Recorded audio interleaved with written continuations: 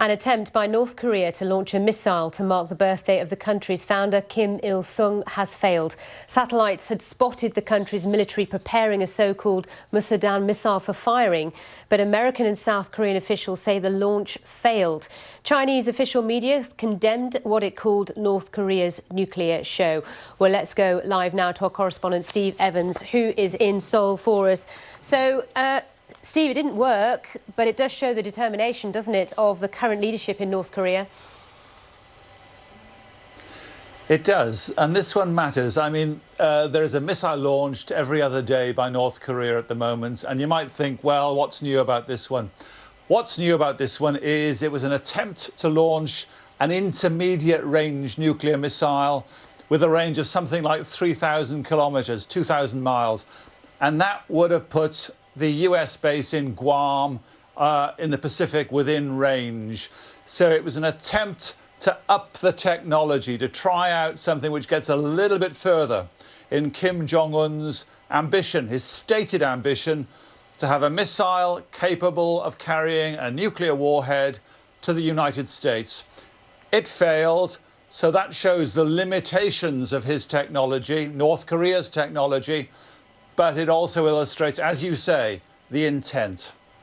Now, we've mentioned China's reaction to this. Has there been reaction where you are yet?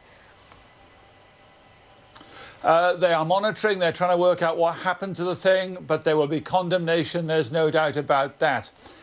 If you look at China's reaction, deep down the article in the official state news agency, you get the reasoning. And the reasoning, one of the important reasonings China gives for condemning North Korea in pretty clear terms, is that it gives the US a handle in this region.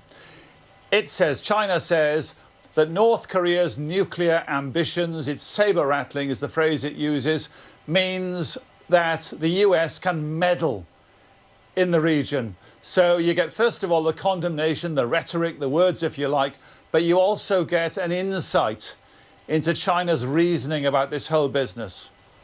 Interesting you should mention the US, because many say that the US really wants to try and not ignore the situation, but not have it so high up on its agenda, and yet North Korea is obviously taking action to make sure it's being noticed in Washington. When you try, absolutely, when you try, I mean, there was a video 2 weeks ago broadcast by North Korea, state media, official media, which showed Washington in flames. A more, quote, inflammatory video, it's hard to imagine. If you talk to analysts and say, what's going on? You know, why are they being so provocative in Pyongyang? They would say they want to get up the agenda. They want to be noticed because at some stage there may be some kind of negotiation. There may be a negotiation over aid or whatever. It is an assertion, we are still here, we're not going away. You say that the US doesn't want the issue to be so high profile. I suspect that's true. It's got different fish to fry in terms of China's ambitions in this region. But while North Korea is progressing steadily towards a nuclear missile capable of hitting Seattle, let's say, it's on the US agenda. There's no way of avoiding that. Whether they like it or not. Thank you very much. Steve Evans joining us from Seoul.